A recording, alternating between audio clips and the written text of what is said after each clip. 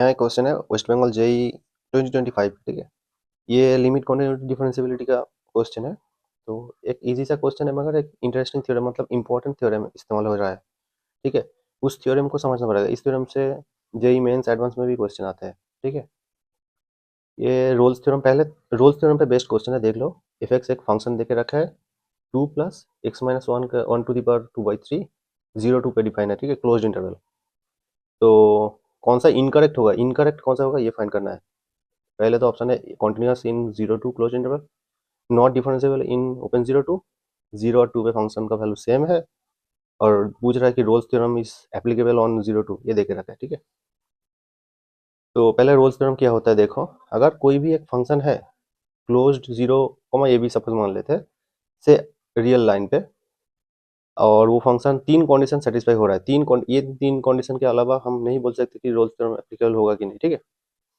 कि f is continuous in closed 0, मतलब a b पे, f is differentiable in open a b पे, और ए एंड बी पे फंक्शन का वैल्यू सेम है। अगर ये तीनों कंडीशन सेटिस्फाई हो जाए किसी भी फंक्शन के लिए, तो हम बोल सकते हैं कि उस डोमेन के अंदर एक सी पॉइंट एग्जिस्ट करेगा, कोई सा भी, जिस पॉइंट पे फंक्शन का डेरिवेटिव 0 देगा, ठीक है। एक नहीं, एक से अधिक भी मतलब एग्जिस्ट कर ही सकता है, ठीक है। एटलीस्ट एक तो करेगा ही करेगा, ये रोल्स थ्योरम बोलता है। और इसका जियोमेट्री कैसा होता है देख लो थोड़ा सा, ठीक है। अगर मान लो ये ए है, ये बी है, और फंक्शन का वैल्यू इधर सेम हो जाए, अगर मान लो एफ ऑफ बी, और इसी सेम पे एफ ऑफ ए पे भी ये सेम ही देगा, ये मान लो, ठीक है। एंड एफ कॉन्टिन्यूस है, तो इधर से इधर तक तो जाएगा ही जाएगा, कैसे भी करके जाएगा, ठीक है। ऐसे जाए या ऐसे जाए, ऐसे जाए, कहीं से भी जाएगा ही जाएगा, क्योंकि कॉन्टिन्यूस है।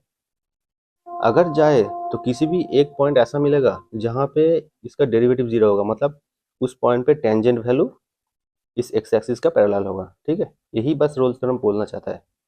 ये एक पॉइंट के लिए ऐसा मिल सकता है, ये देखो दोनों पॉइंट के भी ऐसा मिल सकता है, ठीक है। बस ये थोड़ा सा जियोमेट्री देख लेना, ठीक है। ओके, इधर आ जाते हैं। पहले तो हम देखते हैं 0 पे किया देगा।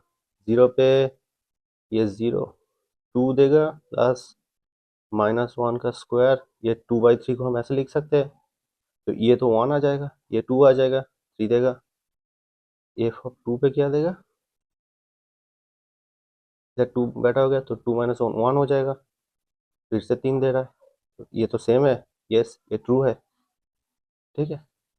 और एफ कॉन्टिन्यूस तो होगा, ये तो ऑब्वियस सी बात है, क्योंकि फंक्शन देख के पता चला किसी भी पॉइंट के लिए दिक्कत नहीं है कॉन्टिन्यूस होने पे, ठीक है। तो ये और ए एंड सी तो ट्रू है। अब मान लो कि डिफरेंशियल है 0 और 2 पे, ठीक है। अगर डिफरेंशियल है तो डेरिवेटिव कर सकते हैं हम। तो एफ डैश एक्स निकालो, एफ डैश एक्स निकालोगे तो 2/3 -1 -1/3, और यही क्या होगा, 2/3 1/x - 1 पे 1/3। ये देखो, मैंने मान लिया था कि एफ डिफरेंशिएबल है 0 2 पे, मगर x = 1 पे ये डेरिवेटिव एग्जिस्ट ही नहीं करेगा, है ना। ये 1 बैठा होगा तो नीचे 0 आ जाएगा, 1/0 इन्फिनिटी चला जाएगा, एग्जिस्ट तो नहीं किया 1 पे। मगर यहाँ देख रखा है एफ इज नॉट डिफरेंशिएबल इन 0 2। हाँ तो सही तो है, नॉट डिफरेंशिएबल इन 0 2। देखो एक ऐसा पॉइंट मिल गया जहाँ पे डिफरेंशिएबल नहीं है, तो ये भी ट्रू है। और मैंने ये तीनों कंडीशन क्या बोला था, देखो ये वाला कंडीशन होल्ड ही नहीं हो रहा है इस एफ के लिए। ये वाला कंडीशन क्या बोलता है, F is differentiable in open, मतलब ए बी पे डिफरेंशिएबल होना चाहिए हर एक पॉइंट के लिए, तभी हम रोल्स थ्योरम एप्लीकेबल अप्लाई कर सकते हैं। मगर यहाँ पे एक ऐसा पॉइंट मिल गया जहाँ पे एफ डिफरेंशिएबल ही नहीं है, तो रोल्स थ्योरम तो यहाँ पे अप्लाई नहीं हो सकता।